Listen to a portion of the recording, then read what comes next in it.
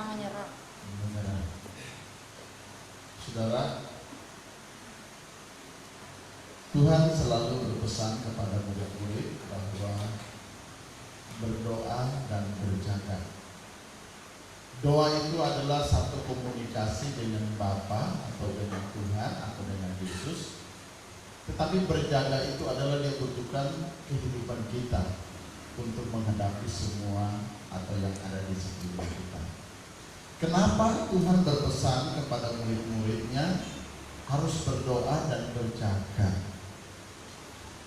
Berarti ada sesuatu yang pasti kita akan hadapi dalam mengikuti Tuhan. Kalau kita berdoa, kita tidak berjaga, itu pasti kita akan mengalami banyak hal sehingga membuat kita akan menjadi lemah. Gereja dibawa dalam satu pergumulan yang panjang, kurang lebih hampir 2 bulan lebih. Tetapi sebuah pesan Tuhan untuk kita selalu berada dalam situasi yang sangat luar biasa sekali. Mari kita baca di dalam Filipi pasal 3 ayat yang ke-14.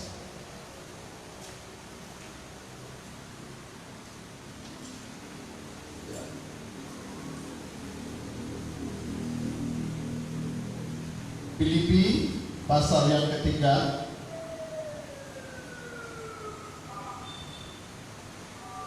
ayat yang ke-14. Iya, oke. Seorang akan bacakannya. 1, 2, 3. Demikianlah firman Tuhan. Saudara-saudara, aku sendiri tidak menganggap bahwa aku telah menangkapnya, tetapi ini yang kulakukan. Salah. Filipi pasal 3 ayat yang ke-14. Dan berlari-lari kepada tujuan untuk memperoleh hadiah, yaitu panggilan sorgawi dari Allah dalam Kristus Yesus. Iya. Alkitab mencatat bahwa dan berlari-larilah kepada tujuan untuk memperoleh hadiah. Kekristenan itu adalah sebuah perjalanan yang mempunyai tujuan yang jelas. Dan tulisan Filipi dia katakan aku berlari. Berlari adalah sebuah kecepatan.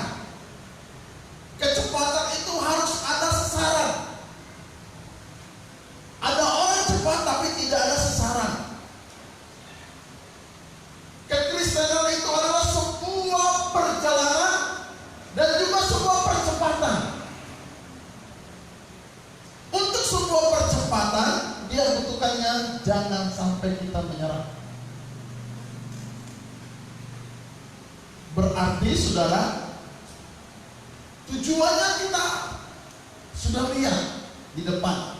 Tetapi untuk mencapai tujuan itu dibutuhkan sebuah perjalanan. Harus kita memulai dari titik nol, titik awal, untuk menuju kepada titik akhir. Untuk menuju kepada titik akhir itu banyak rintangan yang pasti kita lewati. Untuk gereja yang menuai, untuk iman kita disebut dapat pujian di mata Tuhan, itu hal yang tidak gampang. Itu hal yang sangat luar biasa yang harus kita matangkan dalam hidup kita. Untuk kita kuat ke depan itu, saudara tahu, itu dibutuhkan stamina rohani yang sangat luar biasa. Coba mari kita baca 1, 2, 3 di depan sini. 1, 2, 3. Sikap mudah menyerah, patah semangat, putus asa tidak boleh dimiliki oleh setiap orang yang ingin sukses dan berhasil. Karena sikap demikian adalah hambatan yang paling besar. Dalam tujuan sikap yang mudah menyerah, patah semangat, putus asa tidak boleh dimiliki oleh setiap orang yang ingin sukses. Pasti kita lewati ini namanya semangat yang patah. Pasti kita lewati namanya menyerah. Pasti kita melewati hadangan-hadangan. Tetapi ini tidak boleh dimiliki oleh orang-orang yang mempunyai tujuan yang jelas. Yes. Amen. Kalau kita mau mau berjalan, kita mau semangat menuju kepada yang akhir. Hadangan-hadangan yang kita akan hadapi, yaitu mudah menyerah. Kita pasti mudah menyerah. Ya. Banyak orang dia sudah dipanggil, tetapi dia tidak siap untuk menghadapi rintangan yang ada dalam hidupnya, dan dia gampang menyerah. Dia takut kepada semua tantangan yang ada. Makanya sebuah perjalanan itu adalah sebuah saran yang sangat jelas. Kalau kita gampang menyerah, kita tidak akan melihat hasil. Kalau saudara mau menuai, saudara harus tabur, saudara harus tanam. Nggak mungkin menuai sesuatu tanpa taburan. Kalau mau dapat mahkota, Paulus berkata, aku berlari mau mencapai tujuan. Ada sasaran.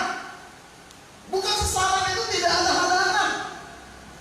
Gampang menyerah dan kadang patah semangat. Kok kenapa semua begini? Saya mengiring Tuhan, waktu saya datang ke gereja pertama, katanya orang mengiring Tuhan cepat diberkati, cerdas, dan semuanya ada kemudahan. Ada. Tetapi mengiring Tuhan bukan sebuah permainan sulap, dimainkan langsung jadi. Tetapi mengiring Tuhan adalah sebuah proses yang harus kita terima. Proses itulah yang mematangkan kita. Proses itulah yang membuat kita dewasa. Proses itulah yang membuat kita mantap. Proses itu yang membuat kita berbeda. Proses itulah yang membuat kita mempunyai kesaksian yang luar biasa. Amin. Dari mana saudara tahu bahwa kelapa itu bisa ada minyak? Kalau saudara tahu bahwa kelapa itu ada minyak, harus melewati proses. Pertama dia diambil, dikupas, terus diparut, diperas, baru dibawa di dalam, dimasak santannya. Setelah dimasak, baru keluarlah gelembung-gelembung minyak itu. Satu proses yang panjang dan menyakitkan. Makanya dibentukkan untuk orang yang tidak menyerah adalah orang yang tidak boleh patah hati dan tidak boleh patah semangat. Dia tidak boleh putus asa. Kenapa? Karena orang yang sukses dan berhasil itu, dia adalah sebuah hambatan di atas, dia akan menghalangi sebuah kesuksesan yang ada di depan. Tidak boleh menyerah. Kenapa? Yang dia katakan dalam hidup kita. Mari kita baca bersama-sama. Kehebatan seseorang tidak terletak pada saat mereka menghadapi hal-hal yang baik, tetapi saat mereka menghadapi hal-hal yang buruk dan kegagalan yang melanda mereka. Ya, kehebatan seseorang bukanlah seorang tidak terletak pada saat ia menghadapi hal-hal yang baik dalam hidupnya.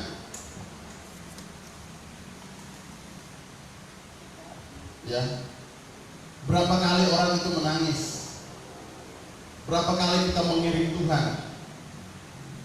Ternyata kehebatan itu adalah mereka yang menghadapi hal-hal yang gagal pun, yang buruk pun dalam hidup.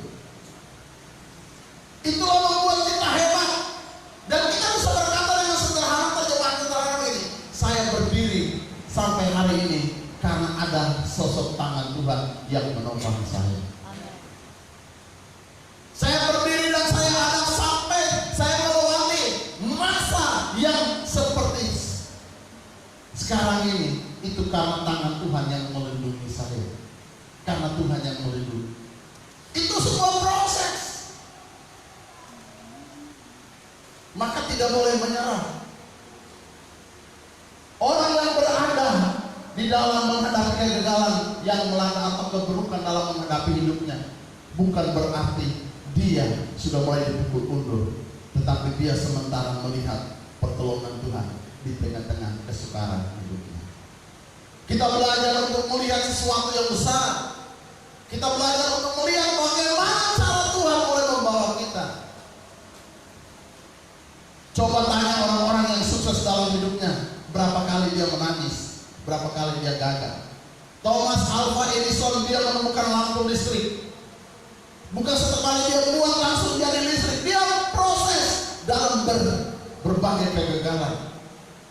Dan satu ketika dia bisa menghasilkan hal yang luar biasa dan manusia bisa menikmati. Saudara tahu, itu adalah disebut bahwa tidak boleh menyerah. Orang yang tidak mau menyerah adalah orang yang sudah tahu kedepannya dia akan menjadi orang yang berbeda, sama seperti Yesus Kristus yang luar biasa.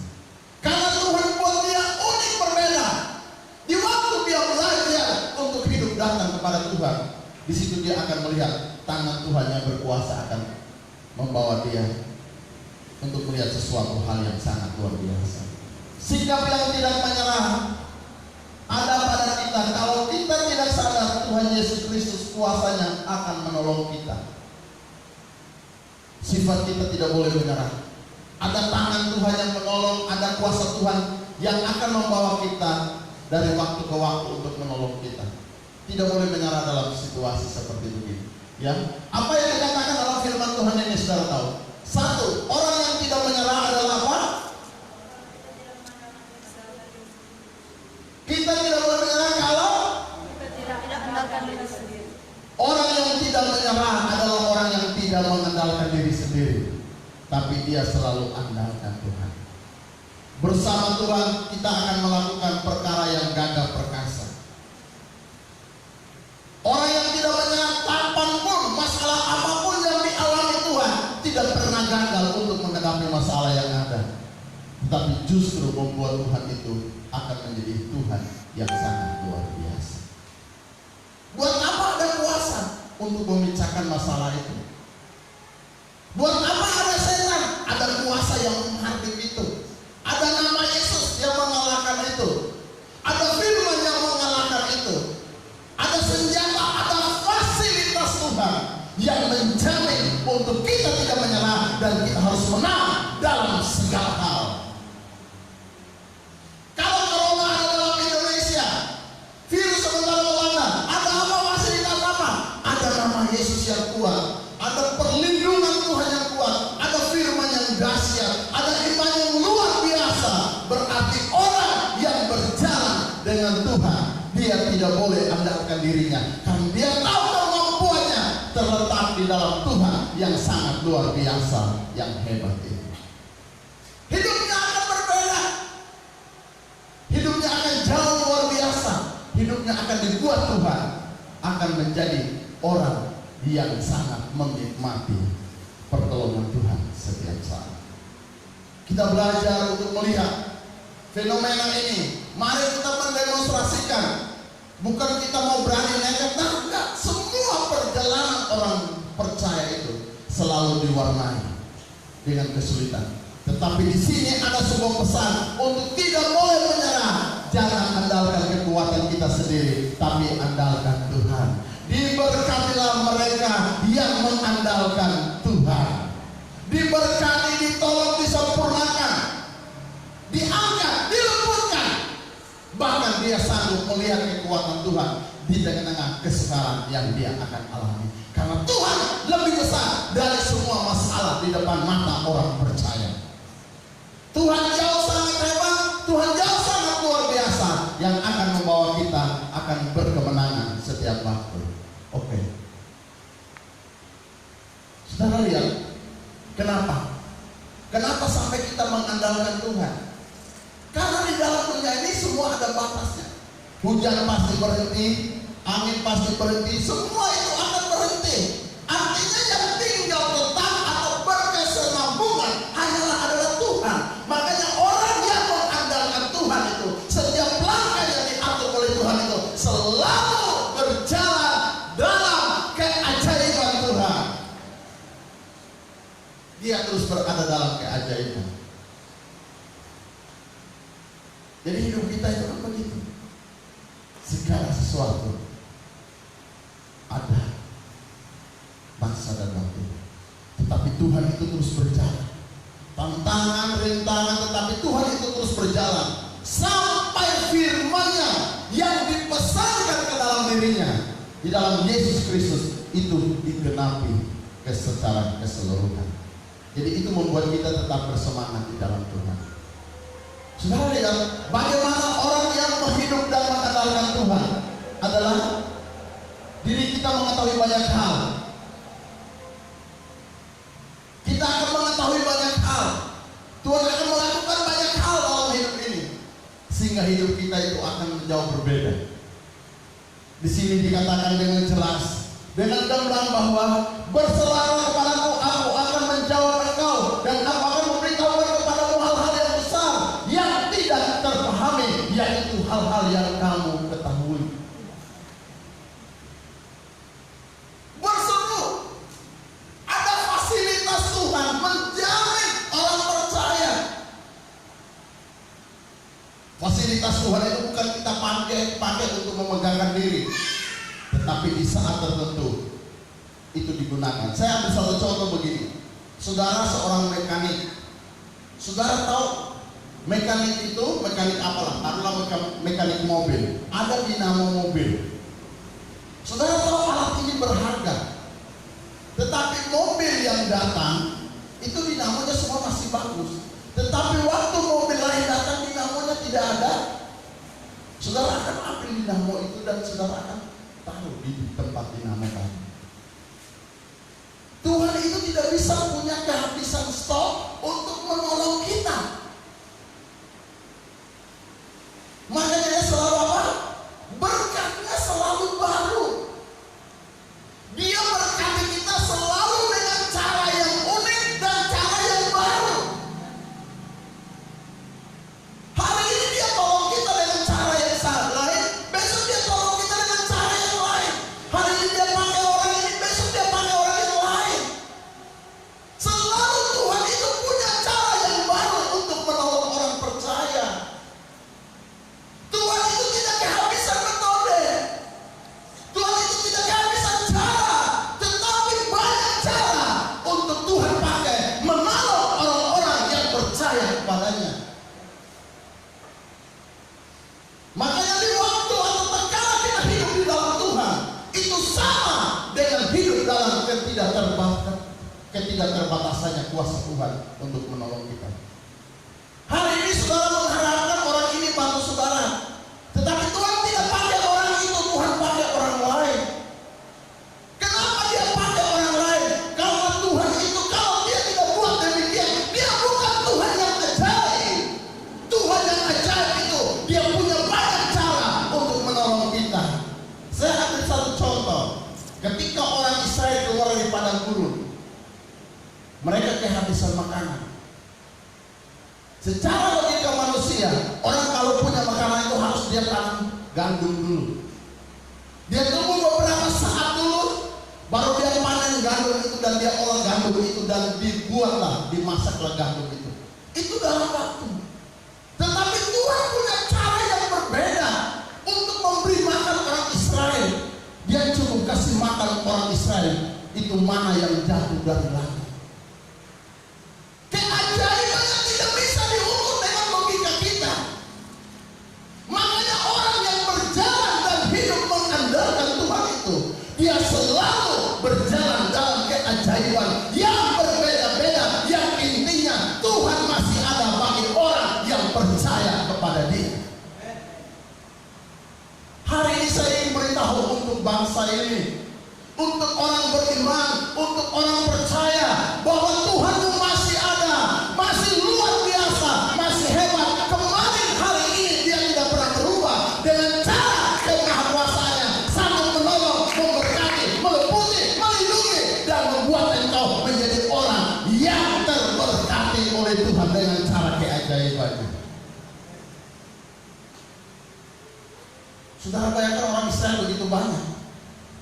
Kalau mereka masak, berapa lama masakannya? Berapa besar gelangannya? Ya, 600 kalau dia kali 2 satu keluarga, saudara, gelangannya itu harus sebesar kota itu. 6 ribuan, ini ribuan. Ini satu negara dikasih makan, bukan satu kota.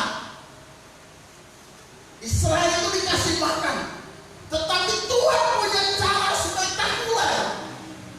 Kalau nggak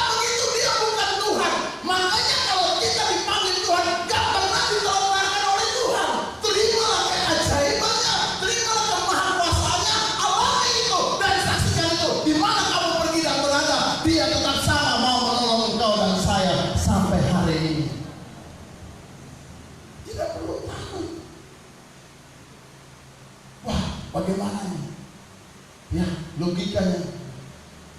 Orang Israel bukan makan mana satu kali, bukan satu minggu, tetapi bertahun-tahun dipelihara oleh Tuhan. Mereka jangan kita kehabisan air kita minum. Logikanya harus cari sumur, logikanya harus cari sungai. Tetapi Tuhan cukup berkata kepada Musa, lemparkanlah tongkat itu ke batu itu, maka keluarlah sumber air. Segala kemungkinan bagi Tuhan itu pasti terjadi di depan mana orang percaya. Tuhan gak tolong kita waktu iman kita sempurna dulu.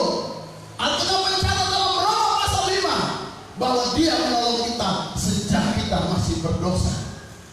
Kita dulu hari ini, kita berada hari ini, kita bisa memanggil, kita bisa memuliakan Dia, karena Dialah yang menganugerahkan panggilan dan pilihan itu dalam hidup kita.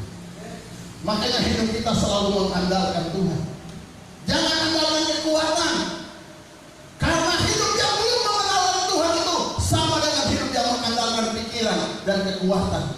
Tetapi hidup yang mengandalkan Tuhan itu, kita biarkan Tuhan bekerja dalam segala hal, mendatangkan kebaikan bagi engkau dan saya mengasihi akan Dia.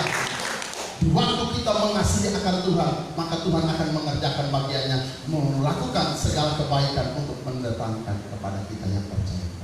Apa kebaikannya? Sebutkanlah aja kebaikan Tuhan itu apa. Kalau bumi ini dikatakan sebuah tempat untuk mengisi kebaikan Tuhan, tidak bisa dihitung, karena kebaikan Tuhan itu banyak. Jadi terang, jadi sungai, jadi pohon, jadi apa semua itu karena Tuhan. Jadi kebaikan Tuhan itu tidak bisa diukur. Hidup kita benar-benar hidup dalam mengandalkan Tuhan. Kita ada hari ini karena anugerah Tuhan. Kita ada menyembah Tuhan itu bukan karena kuat, bukan karena dana, itu karena Tuhan. Kita berdiri hari ini juga karena Tuhan yang mau mengampuni dosa kita. Saudara tahu dosa apa yang Tuhan temukan di tengah-tengah orang Israel? Tetapi ingat, dosa itu walaupun dosa itu ada, tetapi terhadap janji Allah itu Tuhan tidak pernah ingkar. Dia selalu mendatangkan berkat di tengah-tengah orang banyak berdosa di Israel, tetapi ada orang-orang juga hidup dalam perkenanan Tuhan. Tuhan turut bekerja dalam segala hal, mendatangkan kebaikan bagi mereka yang mengasihi. Pertanyaannya, siapakah orang yang mengasihi Tuhan? Yang mengasihi Tuhan adalah apa? Dia merenungkan bahwa hidup adalah sebuah anugerah yang besar yang daripada Tuhan. Kita mengalaminya, maka jangan andalkan kekuatan. Hari-hari ini jangan andalkan kamu bisa begini, kamu bisa begini. Banyak orang pintar mengandalkan kepintarannya, banyak orang berdoa mengandalkan pikirannya. Tetapi hari ini ada satu titik di mana Tuhan akan mengizinkan di dalam titik kebuntuan. Itulah orang yang hanya bisa mengandalkan Tuhan. Baru kebuntuan itulah dibuatnya jalan untuk kita berjalan. Saya ambil satu contoh aja.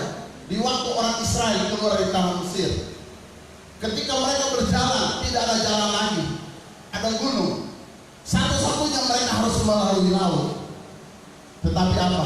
Mereka tidak punya kapal pesiar, mereka tidak punya kapal putih, mereka tidak punya pajeko, mereka tidak punya motor, mereka pun tidak punya penyeberangan laut, ketinting. Mereka tidak punya pakura, mereka tidak punya speed. Satu-satunya laut harus terbelah. Tetapi lihat, di waktu Musa percaya dan mengandalkan Tuhan, maka laut itu dia berubah menjadi jalan raya untuk dilewati oleh orang-orang Israel. Saudara tahu, waktu jalan itu dilewati oleh orang-orang Israel, mereka melewati sampai ke seberang. Orang Mesir mau melewati jalan itu, tetapi tiba-tiba laut tergabung lagi. Saudara tahu, keajaiban hanya bisa dinikmati oleh orang-orang pilihan Tuhan. Manusia dalam dunia, orang percaya waktu orang berdosa hanya menikmati kasih. Kasih ada hujan, ada matahari, itu kasih. Tetapi kuasa dan keajaiban hanya bisa dinikmati oleh orang-orang yang sudah di dalam Tuhan. Beda. Ada hujan, ada panas, ada kekuatan, menikmati kasih kuasa Tuhan dan mengalami kuasa Tuhan itu hanya kepada orang-orang dunia. Saudara, waktu laut itu terbelah, orang Israel mulai jalan. Orang Mesir bilang, luar biasa mereka berjalan di tengah-tengah laut yang terbelah.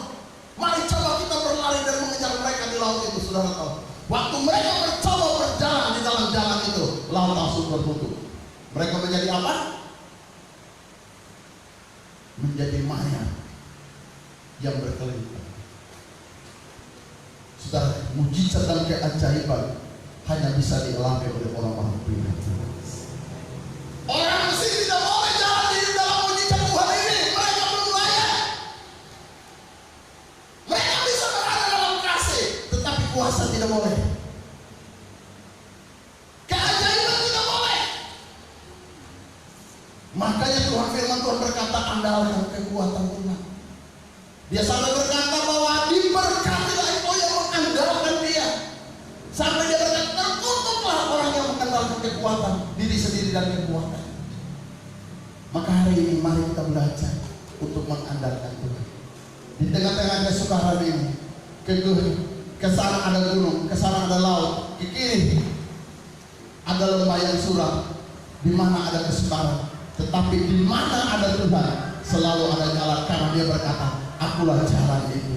Kalau Dia berkata Dia adalah jalan itu, adalah kita siap untuk berjalan di jalannya Tuhan. Di mana ada Tuhan, di situ ada kemerdekaan dan kebebasan yang diberikan kepada kita yang percaya. Saya ulangi sekali lagi, orang dulu yang bisa menikmati kasih, tetapi dia tidak bisa menikmati kuasa. Orang yang bisa menerima kuasa adalah orang yang sudah memberi diri kepada. Saya ambil satu contoh lain lagi. Petrus dengan anak-anak Skewa. Petrus dia naik. Waktu Roh Tuhan turun, dia terima kuasa itu. Tetapi orang Farisi tidak menerima kuasa. Mereka punya pengetahuan, tapi mereka tidak punya kuasa. Mereka punya kuasa secara birokrat, secara pemerintahan, secara agama. Tetapi mereka tidak punya kuasa otoritas dari surga. Walaupun gelombangnya kecil, tetapi kalau engkau di dalam Tuhan, engkau punya kuasa otoritas yang didandani langsung dari surga. Engkau sanggup melakukan apa yang dilakukan oleh Tuhan. Dan itu sangat hebat. Makanya kita berlomba-lomba mengandalkan Tuhan. Amin. Percayalah, orang hari ini melayani Tuhan. Ada yang gak punya apa-apa, tiba-tiba bisa punya mobil baru. Kalau diukur uangnya berapa banyak, kalau dijumlah depositonya berapa jumlahnya. Tetapi kalau mengandalkan Tuhan, selalu ada jalan di tengah-tengah tidak ada jalan. Itu makanya andalkan Tuhan, percaya pada Tuhan. Jangan sampai kita terkontaminasi dengan apa yang kita lihat, apa yang kita dengar. Tetapi kita harus berkata, yang tidak pernah timbul di hati, tidak pernah didengar oleh telinga, tidak pernah dilihat oleh mata, Tuhan berikan kepada mereka yang mengasihi akan Dia. Makanya kita harus mengasihi Tuhan habis-habisan hari ini. Oke? Pada saat kita berlari, jangan menyerah. Berlari. Walaupun jalan itu suram, tetapi engkau lari itu menuju tempat yang jelas. Maka di kesukaran, kebuntuan itu selalu Tuhan buat jalan untuk engkau berjalan, engkau mencapai apa yang sudah ditargetkan Tuhan dalam dirimu. Itulah yang sangat berbeda. Mari, jangan menyerah, tetapi kita terus bersemangat untuk orang yang hidup dalam keajaiban Tuhan yang sangat luar biasa. Tidak boleh menyerah, adalah mereka harus andalkan Tuhan. Andalkan Tuhan. Seberapa banyak engkau yang mengandalkan Tuhan hari-hari ini? Engkau selalu berjalan dalam keajaiban dan berada dalam keajaiban. Kegagalanmu bukan berarti Tuhan tidak ada. Keterburukanmu bukan berarti Tuhan tidak ada. Tuhan sementara membuat engkau berjalan dalam keajaiban yang lebih besar dari seperti yang awal. Di Mesir sedikit keajaiban, di padang gurun sedikit keajaiban, tetapi di negeri Kanaan mereka kelimpahan keajaiban. Karena Tuhan itu punya segala-galanya dalam hidup kita. Percaya atau tidak, orang yang tidak pernah menyerah adalah orang yang berada dalam kebutuhan, selalu melihat pertolongan Tuhan tepat pada waktu yang telah ditentukannya. Bagi manusia itu bukanlah masuk logika, tetapi bagi Tuhan itu selalu disyukuri. Makanya orang yang hidup di dalam Tuhan selalu dan sudah berada di dalam keajaiban itu. Dia tidak mengalami keajaiban karena dia telah berada di dalam keajaiban itu.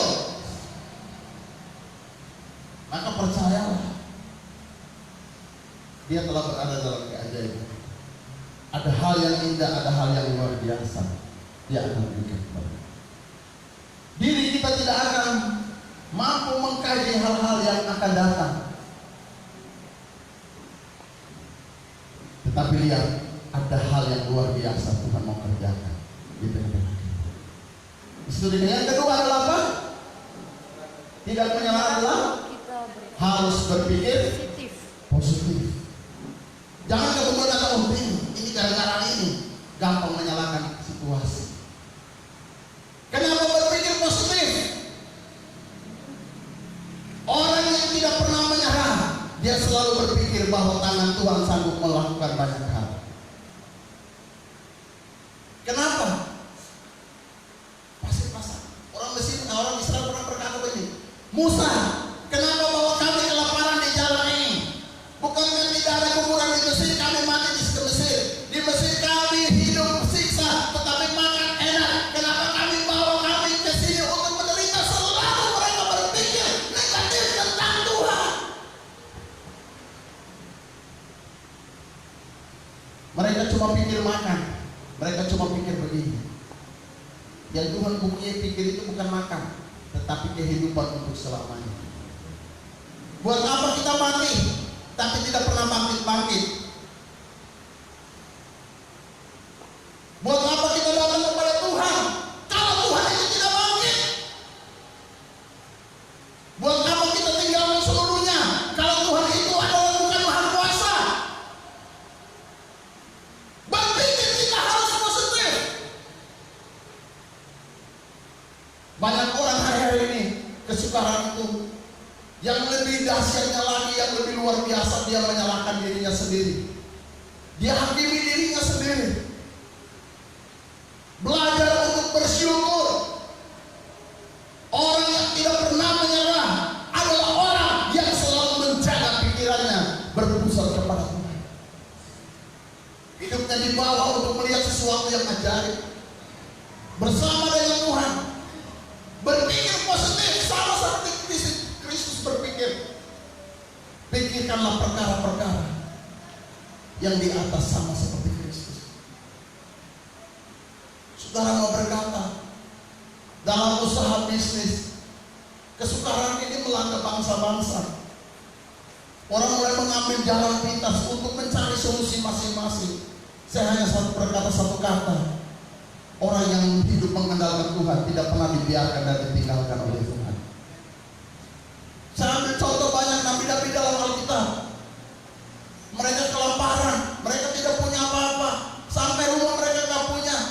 Mereka berjalan dari lembah ke lembah, dari kota ke kota. Sepertinya kesukaran itu membungkus perjalanan mereka, supaya mereka itu berpikir negatif. Yusuf pernah dimasukkan ke dalam peri oleh saudara-saudaranya, dijual oleh saudara-saudaranya. Dan saudara, orang Midian itu menjual dia dan terus dibuat lagi, masukkan penjara oleh Potifar. Tetapi dia selalu berpikir positif. Saudara, pikiranmu yang menghantar engkau untuk seirama dengan Tuhan, dan Tuhan melakukan banyak keajaiban. Yusuf tidak pernah berpikir untuk dia pahit. Dia tidak punya kesempatan untuk dia pahit sama saudara-saudaranya, walaupun saudara-saudaranya sudah lupa sama dia. Tetapi dia tetap berpikir positif. Dia tahu di balik ini semua ada rencana Tuhan yang besar. Dia tahu perjalanan walaupun sakit, tetapi dia sementara berjalan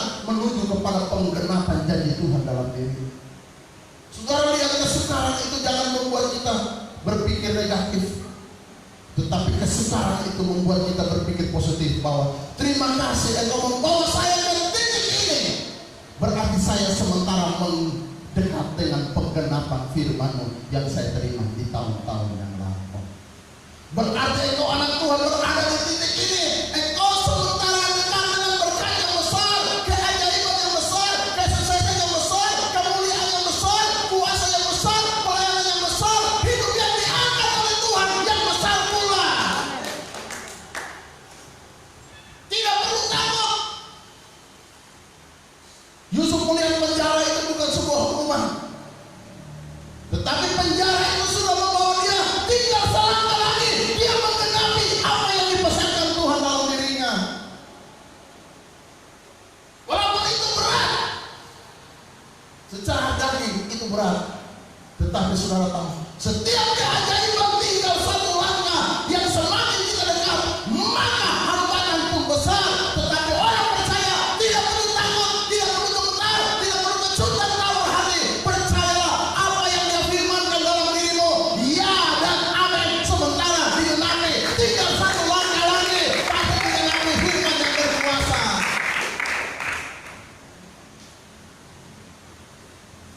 Kadang-kadang kesukaran yang besar itu, Dia mau mengangkat kita ke bangku yang mulia, ke kursi yang mulia, ke kekayaan yang lebih besar, ke jabatan yang lebih mulia.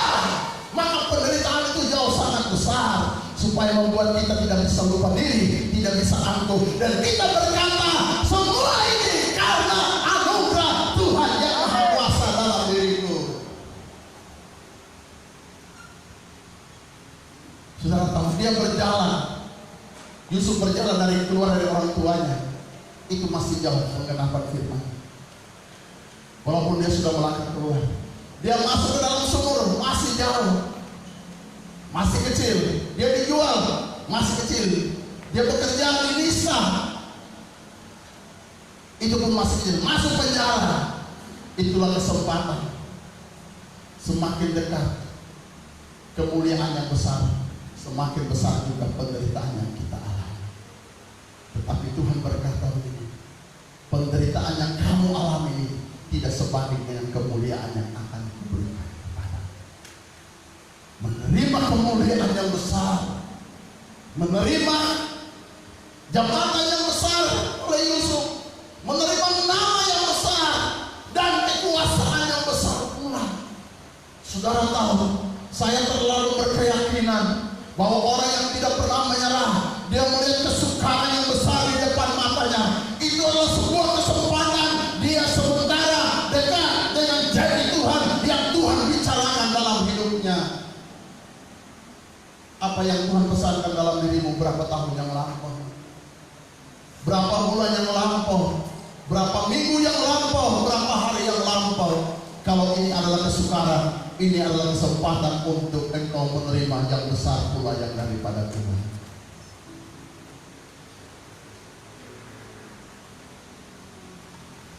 Tidak boleh menyerah dan tidak boleh menolak. Berbahagialah engkau yang tidak kecewa dan menolak Tuhan. Ayub mau menerima berkat 2 kali ganda daripada apa yang ada padanya, tapi dia harus melewati proses yang sangat menyakitkan. Karena dia mau menerima 2 kali ganda, anak yang hilang Tuhan kembalikan, harta yang hilang Tuhan gandakan menjadi 2 kali lipat.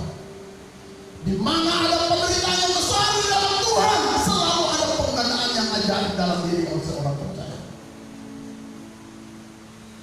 Di mana ada kesukaran besar melanda dunia, di situ ada kuasa Tuhan yang besar 2 kali lipat untuk mengurapi para hamba-hambanya.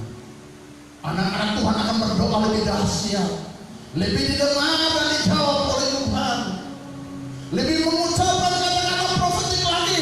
Kesukaran itu makin hebat, semakin luar biasa firman yang dia ucapkan, semakin dia berkeyakinan Tuhan masih ada untuk hidup. Tidak perlu kita takut, karena kita sama-sama hidup dalam bumi. Kita mengalami kesukaran yang sama, penderitaan yang sama, tetapi kemuliaannya beda. Hanya orang yang di dalam Tuhan kemuliaannya berbeda. Walaupun hari-hari ini sama-sama tidak makan, sama-sama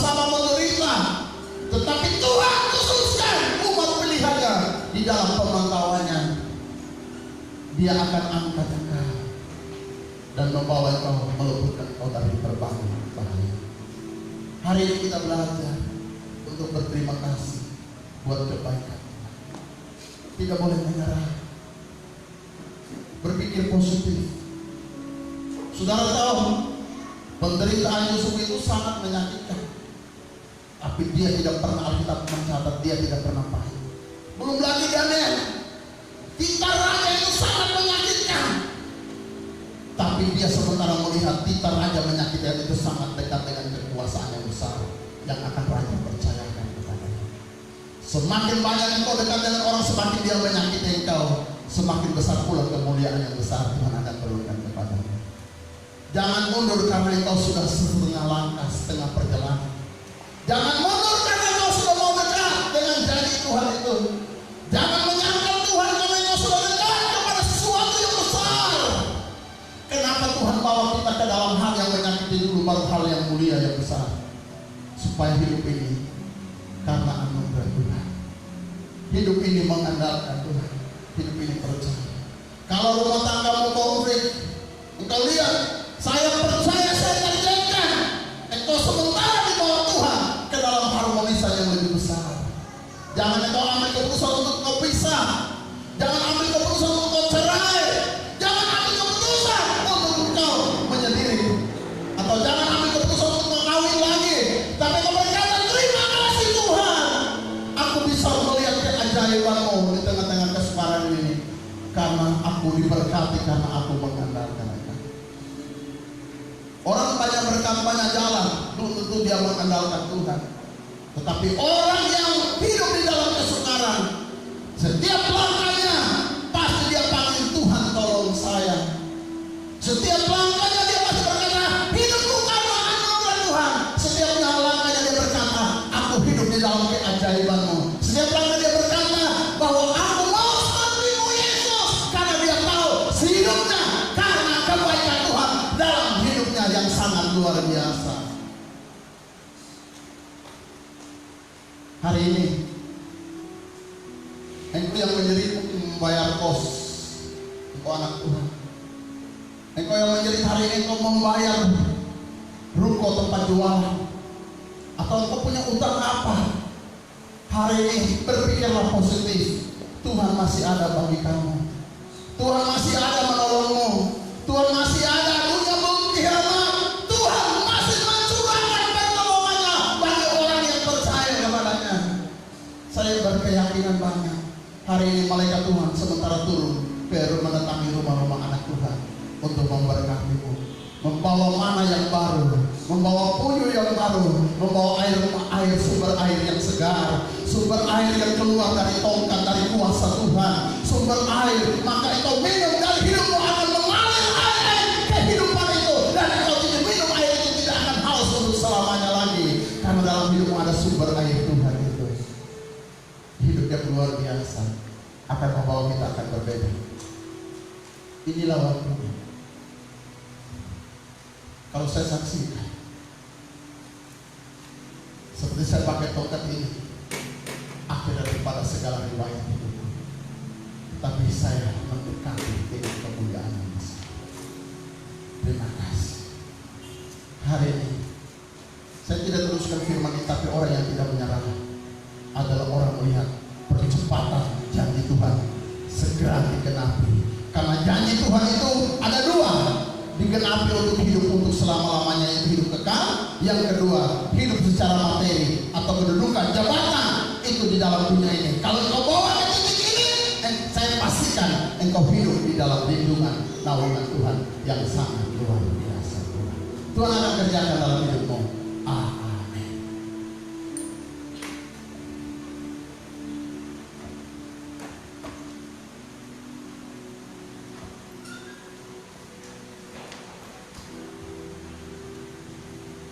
Orang yang tidak menyerah adalah orang yang mengandalkan Tuhan.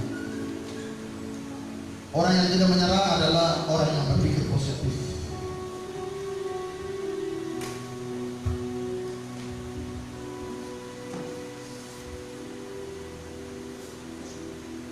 Kalau tidak ada bukan Neser, Yusuf, Daniel tidak bisa akan melihat duduk di negeri. Tapi saya percaya ada satu titik membuat engkau harus menangis, engkau harus sakit, engkau harus buntu.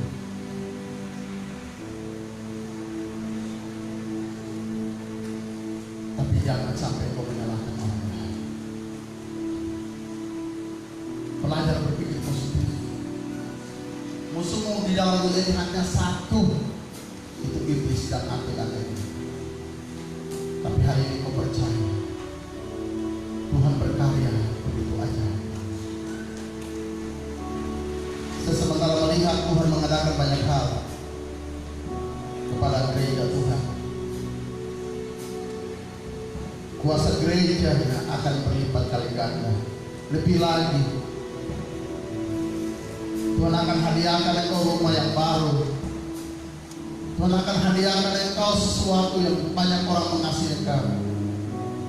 Tuhan akan mengaruniakan kepadamu banyak. Engkau akan menduduki jembatan-jembatan tertentu, kepercayaan tertentu.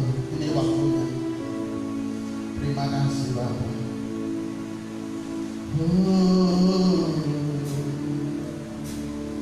Dengan sayapmu